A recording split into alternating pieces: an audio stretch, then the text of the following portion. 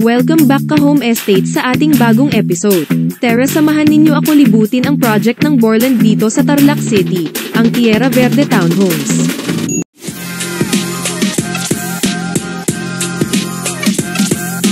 Kung gusto mo ng ganitong video, huwag kalimutan mag-like, subscribe at i-click ang notification icon para hindi mo ma-miss ang mga bagong video.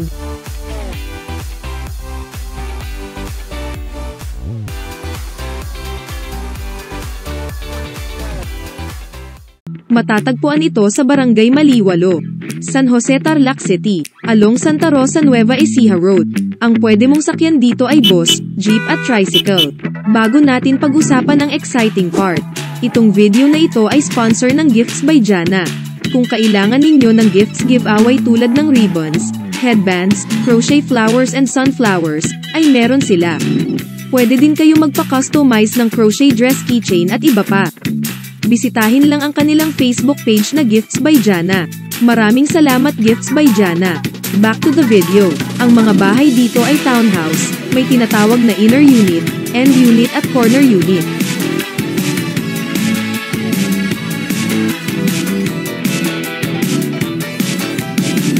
Ano nga ba ang pinagkakaiba nito?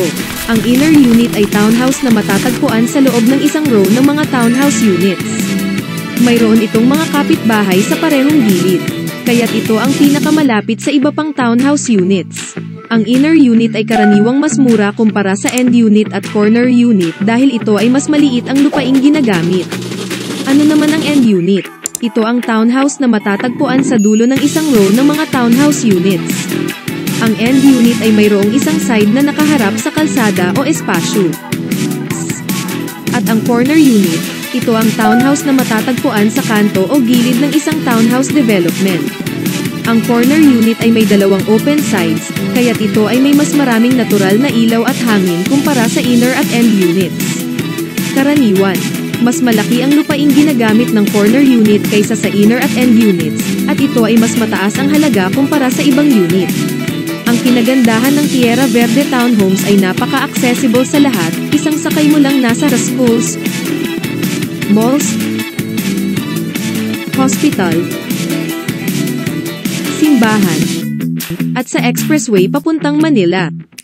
I-reserve mo na ang bahay sa halagang 5,000 pesos. At dito na magtatapos ang ating video. Kung gusto mo mapanood ang actual turnover unit at ang sample renovation model, click mo lang ang link sa ibaba. Maraming salamat sa iyong oras at panonood. Paki-comment naman sa ibaba kung taga saan ka para alam ko kung hanggang saan umaabot itong video na ito. See you sa ating housing view at reservation. Paalam!